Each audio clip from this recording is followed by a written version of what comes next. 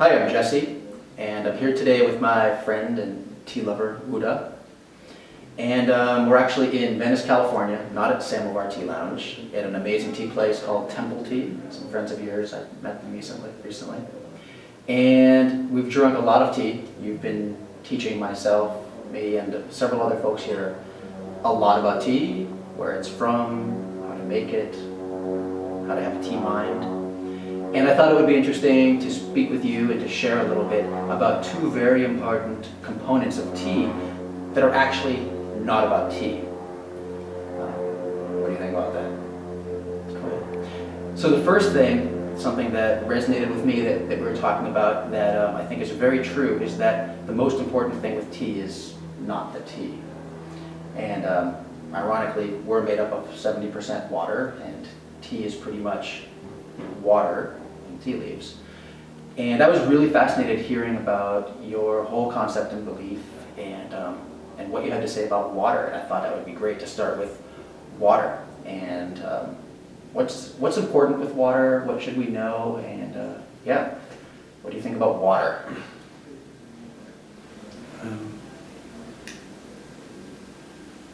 Water is so fundamental to this planet and everything on it. It's the source of life. It's one of the characteristics they use to search for other planets that could potentially have life. It's as you mentioned, a huge part of our body, and it's after breathing, maybe our second most basic function is drinking. And with tea, there's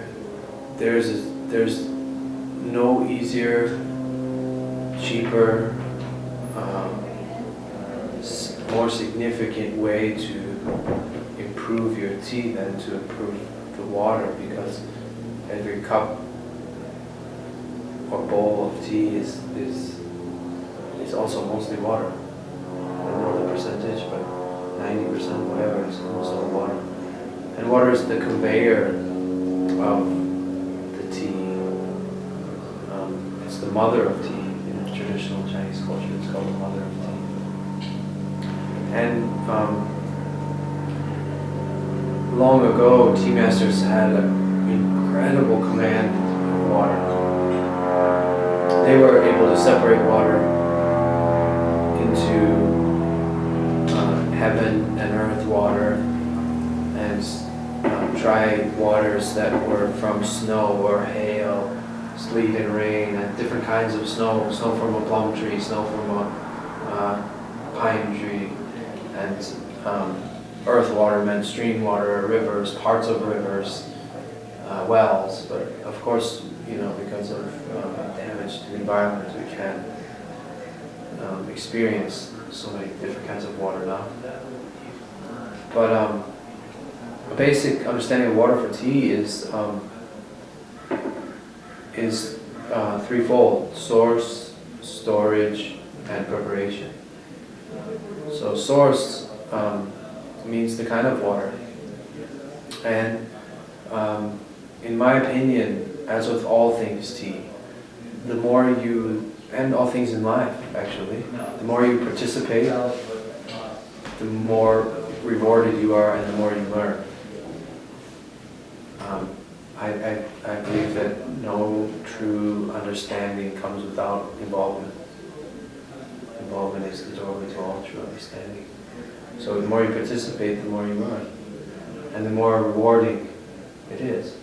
So the more you participate in the bowl or cup of tea before you, the more rewarding it is. So the more you participate in your water, the more it will benefit your tea. And so I would rather, if and when possible, you can gather the water yourself from nature. That to me is even better than inferior quality water that you bought from the store. Like a better water that you could get from a clean well or a clean stream. Spring is ideal. Stream is a little bit less. Well is the least. Of course, I would say be careful. Now in this world it's not so easy. And And a lot of people can't do that. So that means choosing bottled waters. So even if you can't gather your own water, as we're fortunate to do in Asia, you can still participate by choosing better bottled water. Obviously, maybe a bottled water company that is a little bit more environmental.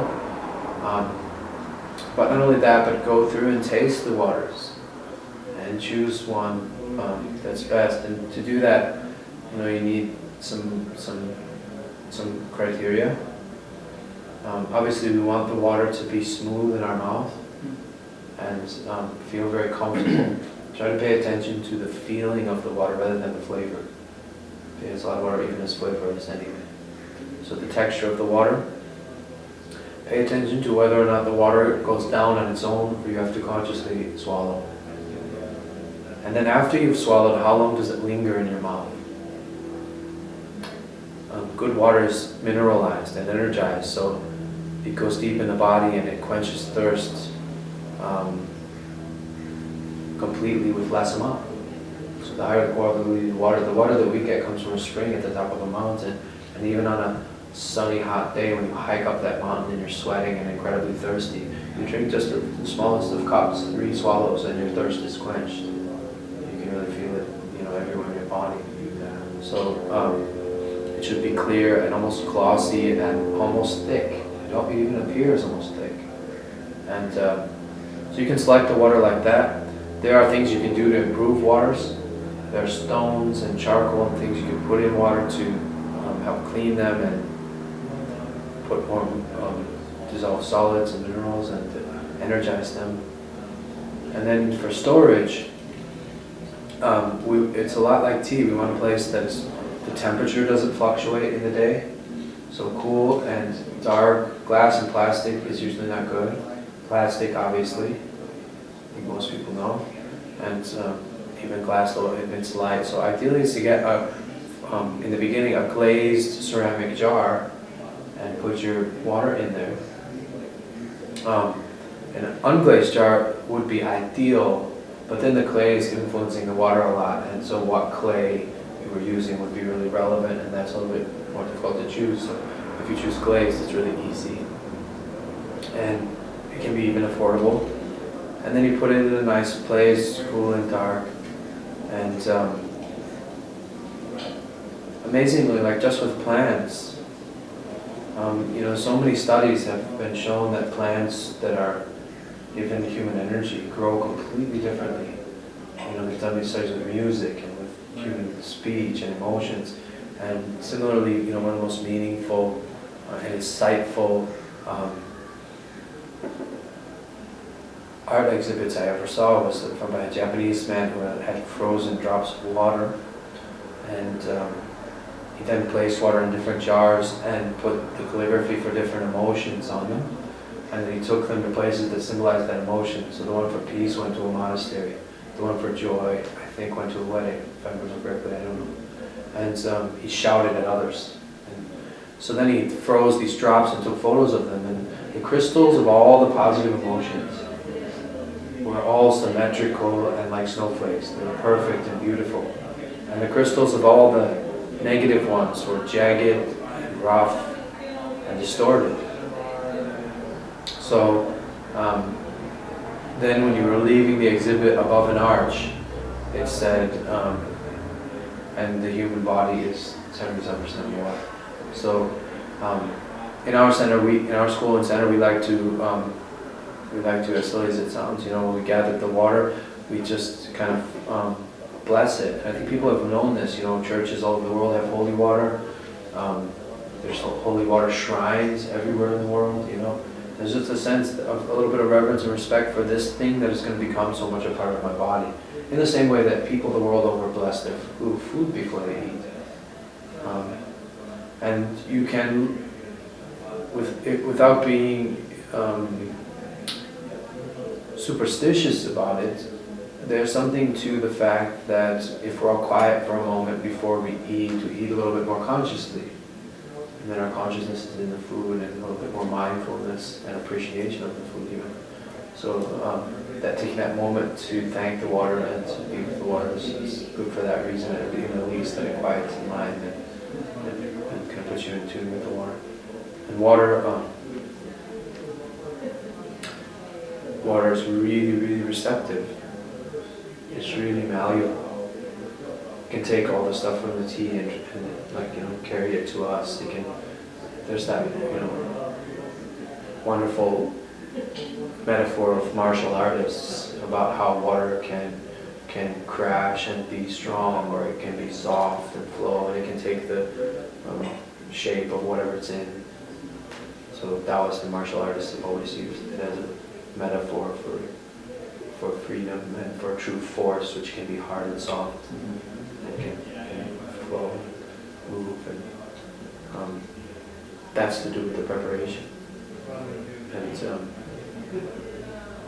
another great lesson of water that has been around for thousands of years is from the Tao Te Ching, which says that water is the most powerful force in the earth. It can wear down mountains, even metal, and